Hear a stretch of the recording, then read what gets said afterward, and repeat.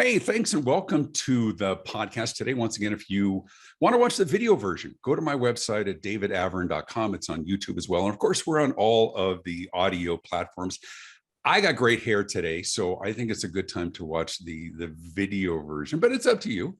I had a colleague who they did the analytics, and most people listen to their podcast on their ear pods, which was interesting. And they came to recognize that most people were like in the gym on the treadmill or something like that. That was kind of interesting. Today, we're going to talk about sales.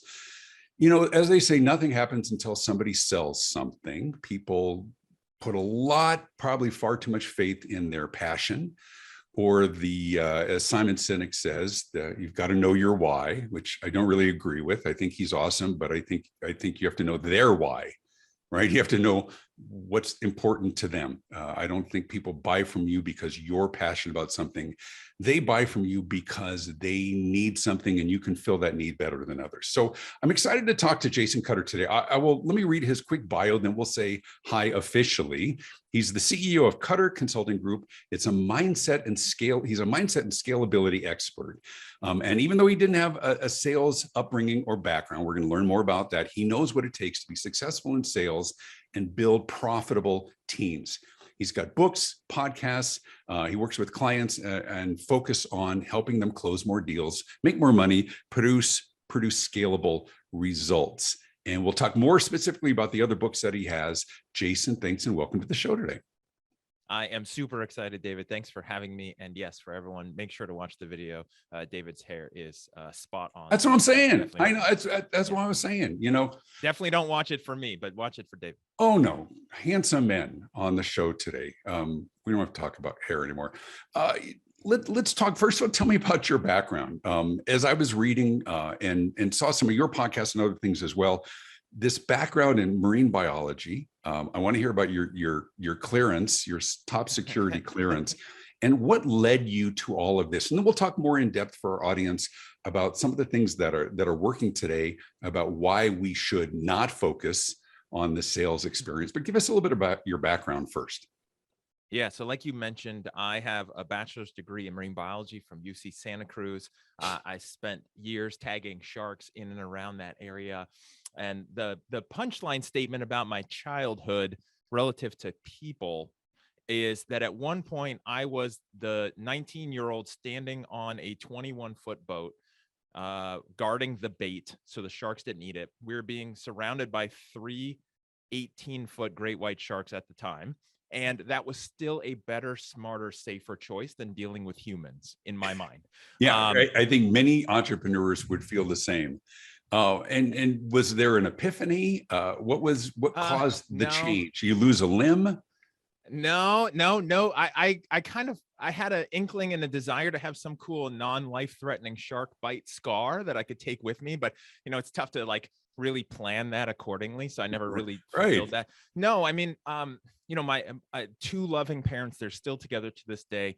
My mom was a banker and in finance before she retired. My dad was an engineer and then moved his way up before he retired.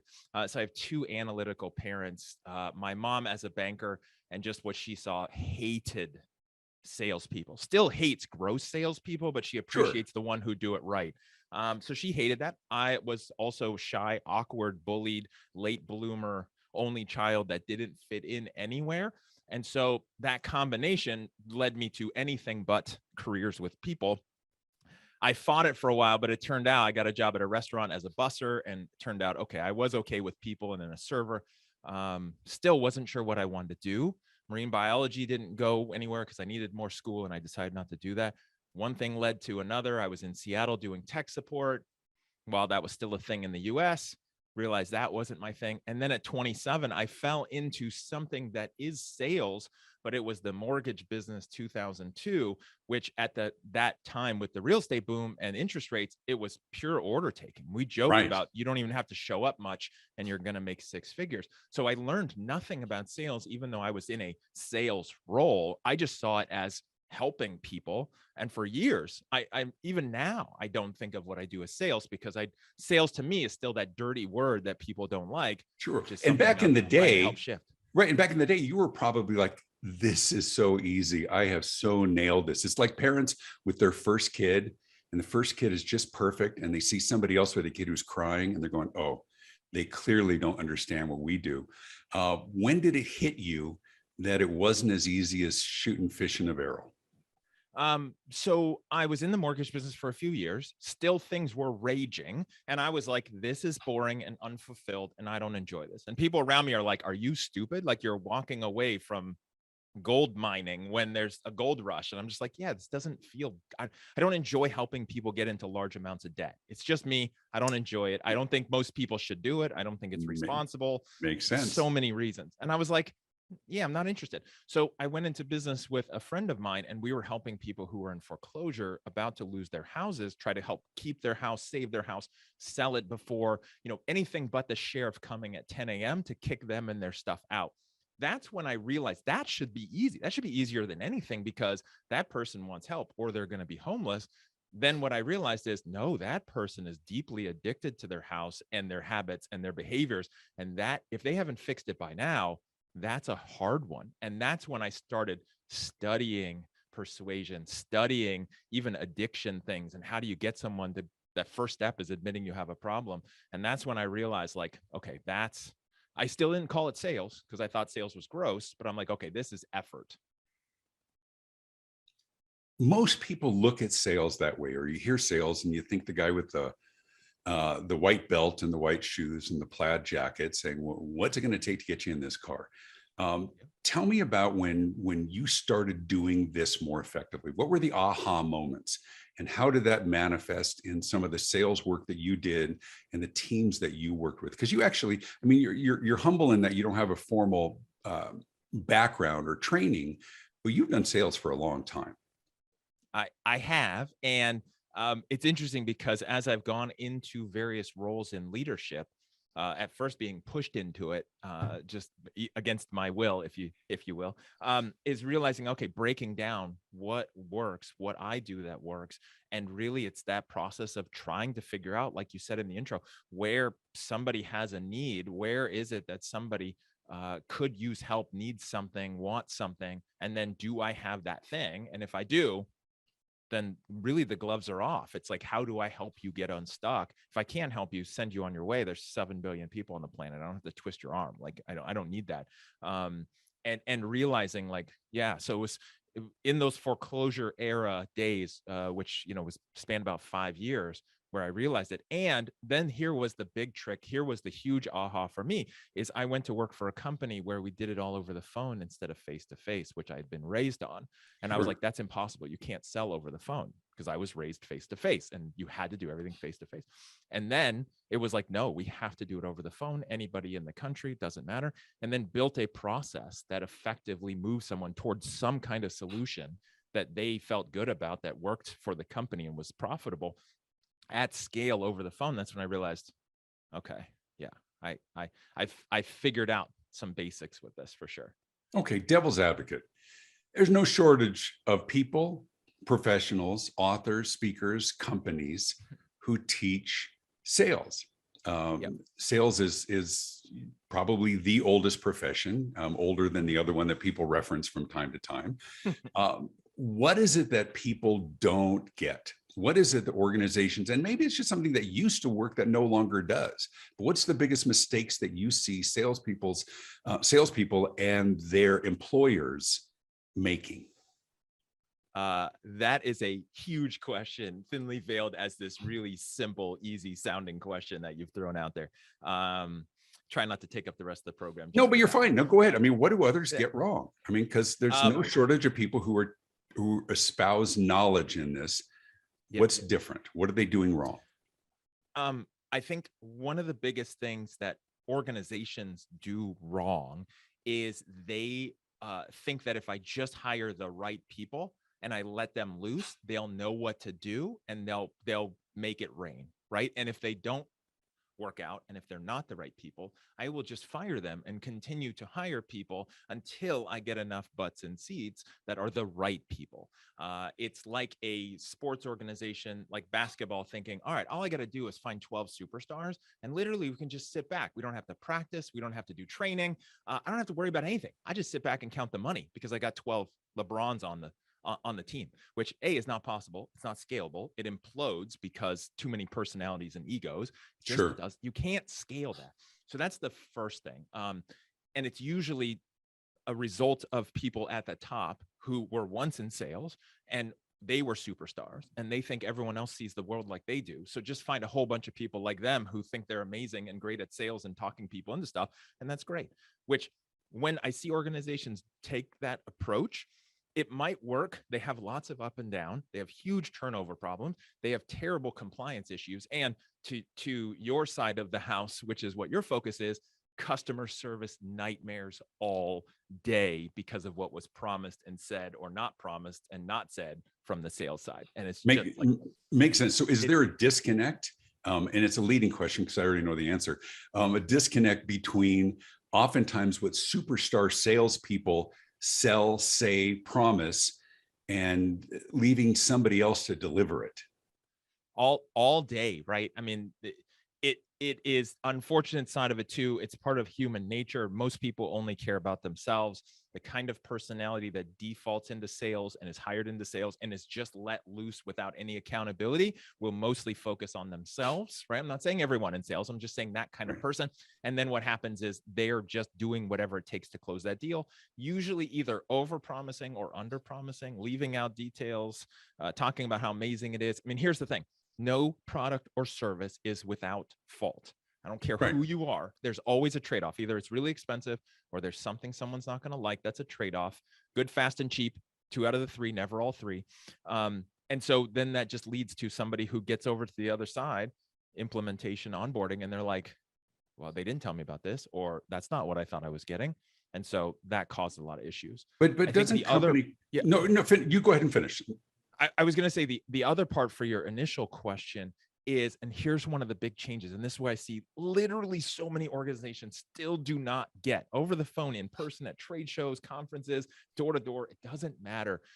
People, classic old school sales mentality, which is let me do what I do best and I'll just talk people into things, still think this is pre-internet era when the company and the salesperson controls the power because they control the knowledge and information, and you have to go through them to get knowledge and information. Right. It wasn't too long ago. We were joking and talking about before we jumped on here, about back in our day kind of a conversation. It wasn't too long ago where if you wanted to know anything about a car, right, or the price of a car, you had to wait for the newspaper, maybe get an auto trader, depending how old you are, or go to a dealership and roll the dice and risk life and limb dealing with a salesperson to try to find that out. Now, everybody is equipped with all the world's knowledge and information. Yep.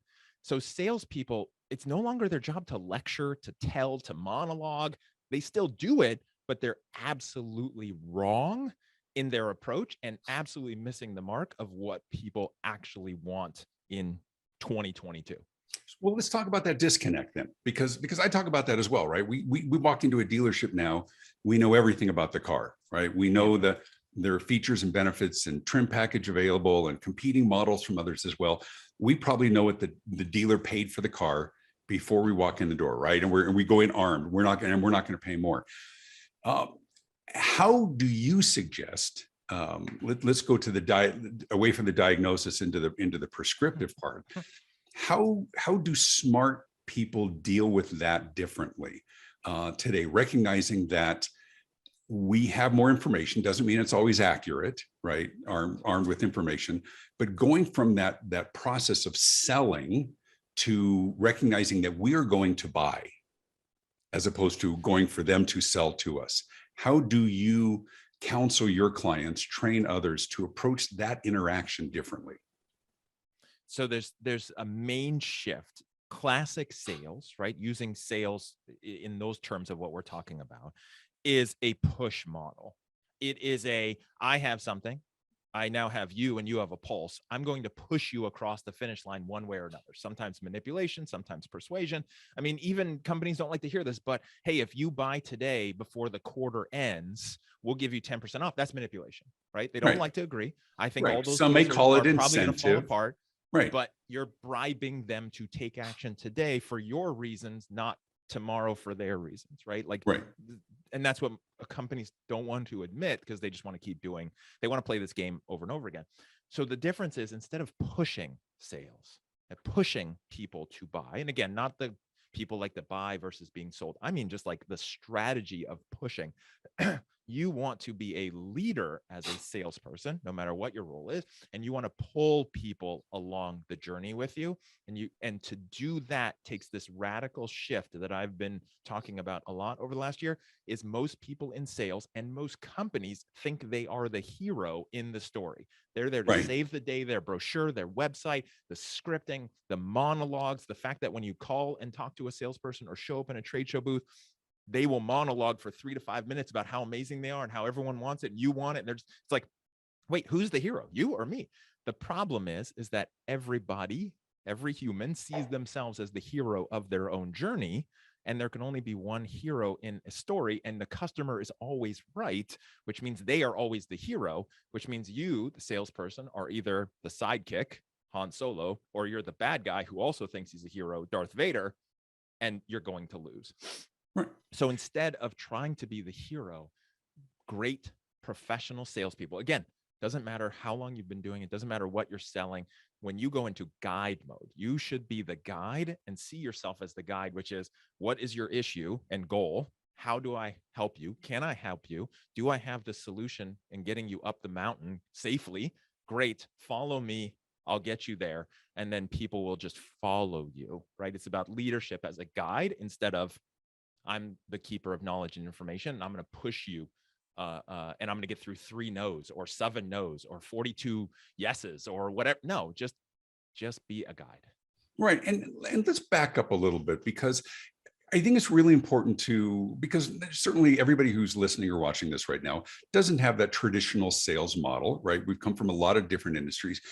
And to reiterate what we talked about earlier, there is nothing inherently wrong. Everything you buy was sold. Now, whether you're walking down the aisles of the grocery store and you're purchasing and selecting yourself or somebody else, I don't know that very few people are really intending to be manipulative in a Wolf of Wall Street kind of a fashion. Everybody's just trying to feed their families. Those people work for organizations, by and large, I believe what they have is really useful, really beneficial. They're selling, some cooling unit for a warehouse. A lot of it B2B sales. Most of who I'm dealing with are in the B2B world as well. Yeah. It's just some of the tactics are less effective today. So tell me, what, for those who recognize that, and there's no shortage of people who are espousing similar philosophies. Nobody wants to be tacky in all of this. What do you think customers want today from their salespeople to build? Every organization says, for us, it's about the relationship. Customers rarely say that. Organizations want the relationship. Customers just want their needs met. And the relationship comes as a result of that, right? What do customers today, post-pandemic, what do they want from that representative who is across the transaction from them? 2 things. They want to feel like they are the hero and it's all about them and not the salesperson and not the company. Tell me what that looks like practically. So it's a great slogan. Practically, it's, okay, David, so tell me about your situation. What are your goals? What do you have? Like, depending on what you're selling. Okay, sure. So based on that, here's what I recommend for you. Not, okay, now let me tell you how amazing we are. Here's all the stuff we do. Everyone else is doing it. You should do it. It's actually that consultative sales approach. Again, no matter what you're selling. I work with companies who have offshore call centers selling lower price items where it's still the same. Everyone wants to be treated special and it's about them and they're the hero. They want someone to listen. And then here's the other part, right? So focusing on them is important and that's valuable. And it's a huge mindset shift for so many people. Sure. The other part is what they're really looking for is wisdom, not knowledge and information. What they really want is wisdom applied to their situation. Filtered through their situation, right? Yeah, if you filtered through their situation, which is why when we're talking about, one of the things I wrote in my book, Selling with Authentic Persuasion, there's a chapter on there in there about sales malpractice, which, like a doctor, right? It's prescription before diagnosis is malpractice. So Love many the saying. People jump into it and go, all right, here's what you need because this is what I'm selling and everyone needs this. And I don't really care what you need because I'm selling this and you need it. Instead of going through like a doctor would. Here's the problem with sales, David, and this is the biggest issue, is it's not a profession. There's no governing body, there's no entrance exam, there's no testing, there's no requirements, there's no code of ethics, there's no malpractice insurance, there's nothing. There's a bunch of people who, just like me when I started in the mortgage business, got hired, sat down, and I'm literally with no training and no licensing in mortgage at the time in Washington State, helping people get into the biggest debt of their life. Right. And well, and here's the other thing is, and I love the approach, and it's not that your content about your products and services is unimportant. It's only important as it relates to them and their problem and their issue. And when you can have that kind of an authentic conversation, right? But all right, let's go to the reality of today. Not every transaction allows for an interaction. Right. We look at banks who all believe that their competitive advantage is the relationship they have with their customers. Well, now 95% of my transactions, I take a picture of the check and I deposit it, or I transfer money to my daughter off in school. They're scrambling to try and determine what is their true competitive advantage. So from a sales perspective, and not everybody who's listening or watching identifies them as a salesperson, although we all have to sell what it is that we offer. How do we, in this new era, as an organization, how do we change our mindset when we need to sell to our audience? We need them to buy from us, but we don't have the benefit of a face-to-face. It's one of the biggest challenges today. What's your response? So I think one of the biggest mistakes that companies make is thinking they can sell some kind of considered purchase, which would mean something where it's like significant, or they have to make a decision, not price point related, but like decision related, right? Like changing banks, that's a considered purchase. Like if I'm going to do that, like there's going to be something, right? For some people, it could be joining a $100 a month, shirt membership. Other people, it's, a car. So a considered purchase where there's like pros and cons, and it's not necessarily for everybody. The mistake that so many companies do is they want to try at scale to get people to make the right decision without an actual conversation. They want to do it with email. They want to do it with text. They want to do it with chatbots, and you can't. If you have a commodity, good luck, go for it, right? Which is what you're talking about. Right. And then it's volume at that point. But you're right. But professional services. Yeah. Correct. Right. Like banking is a commodity. I don't care what the banks think about how amazing the banks are. It is a commodity. I have no shortage of choices. I could get one there. I don't care. I don't have to be loyal to you. So if you're trying to do that at scale without an actual conversation over the phone, video, in person, you're just spinning the wheel. If you want to do it differently, then it's about having a conversation, but also making it about them. I've been in some banks where they take a great approach where they talk to me about what my goals are and then make some good choices. I've also been in some gross banks where as soon as I walk up to the counter, they're trying to get me cards because they have their quota and they really don't care about me. They just care about their numbers. And so it's really about that. It's about, you have to have a conversation. And very few people want to buy a house and get a mortgage online unless they're really experienced. They want to talk to somebody. They need a professional. They want help, but they're scared because they're worried about what a self-motivated salesperson or company is going to do versus giving them the right advice. Right. And having the conversation. But there's a great line that says, the opposite of talking isn't listening. The opposite of talking is waiting to talk. Right. And we've all had conversations with people who are just and like they're saying, basically finish up really quickly what you're saying, because I have something that I want to say. And it makes it very difficult when you realize that person, sometimes I'll be on the phone with somebody, I'll say, please don't read the script. Listen to what I'm saying. I'll say this and they'll say, well, I understand, Mr. Avrin, how frustrating that must. No, you don't, because you don't really understand the issue that I have. A lot of organizations, especially those who attempt to scale, call centers and others as well, they're so buried in the script that they're just waiting for the next thing for them to say, as opposed to listening to what you're saying. It's maddening, right? The scripts are maddening. and they all say, yes, I understand how frustrating, or they go to the next step. How do you break them of that habit? One of it is a corporate culture and mindset from the top down in what you see as valuable within your staff. Some companies, and again, you're customer service expert on your side of the house and organizations as a whole, so I know that this is something you share as well, is, you know, if a company from the top down just sees people in call centers as expendable and salespeople as expendable, or not smart enough, because I've seen those organizations where these people are not smart enough to be trusted on their own, so they have Right. We have to regiment their script and everything. Right. Frustrating. Then there's nothing you can do, because that's from the top down. Now, what I will say, and this is where I am different than a lot of people out there and a lot of companies, they don't hire me because they do not like the thought of it. I am pro script. I am pro process. I am pro systems, like accountability. I'm pro everything that pure classic salespeople who just want to get let loose. They can't stand it. But I see those as tools and boundaries and support systems to help someone do what we still need them to do in 2022, which is be a human, having a conversation with a scared, messy, confused human, and help them make the right decision. So scripts, when done right with the right mindset, like, it's the guidelines for the conversation, it's scripted stuff, and then it's that person in your call center understanding, like, the script gets me here, and now listen, and then adjust and have this conversation and go back. Sure. And that's, of course, the best way to look at any of that. It avoids anarchy, right? You talked before about having a team full of LeBron James, and the companies who have a competitive sales culture can be very profitable, but is very difficult internally.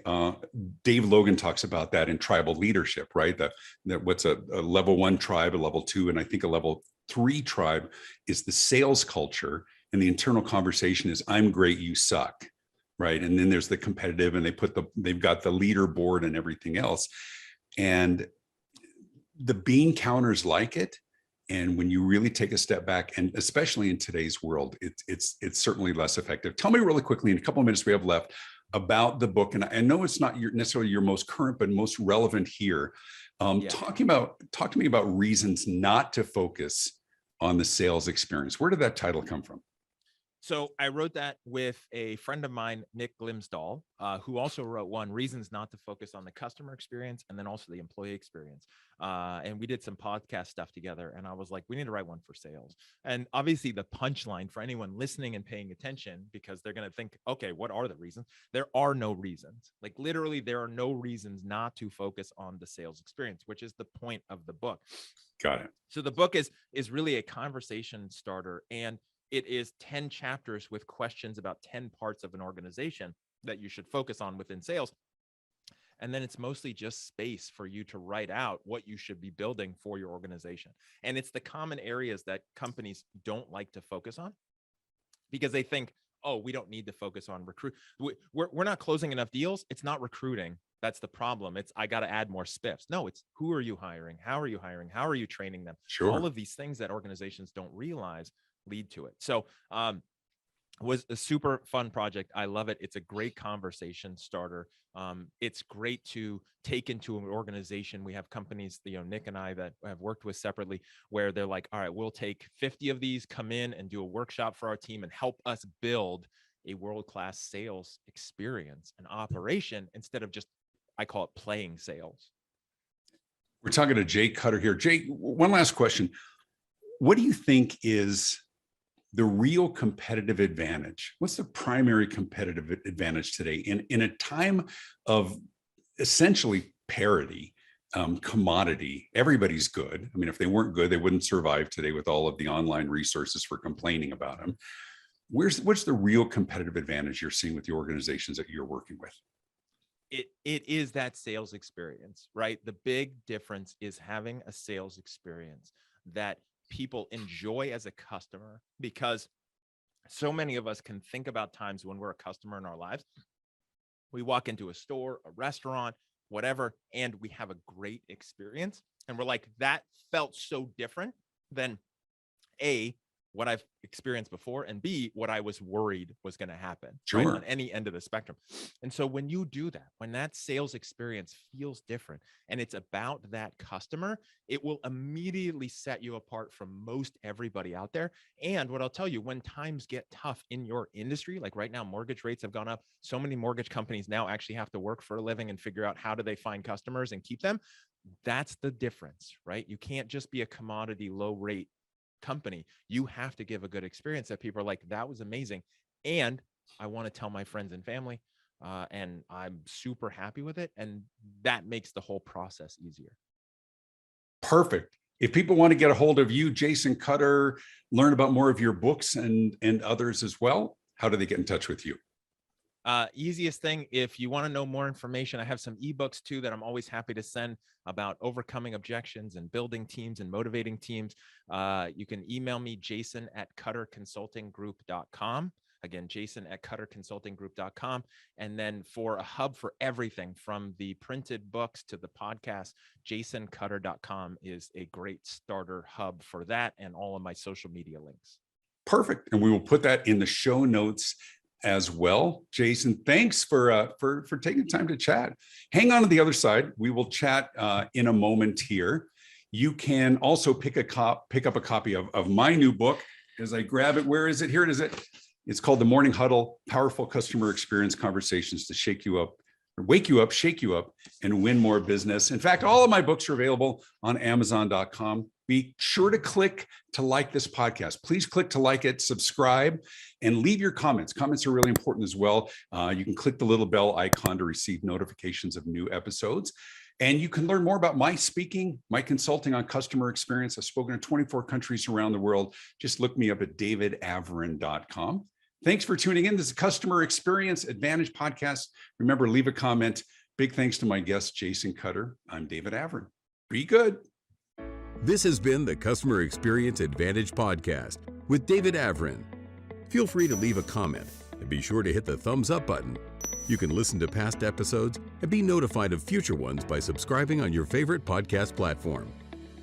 David's popular marketing and customer experience books are available in print, as well as Kindle and audiobook, and published in multiple languages around the world. You can stay connected and learn more at davidavrin.com. Thanks for tuning in.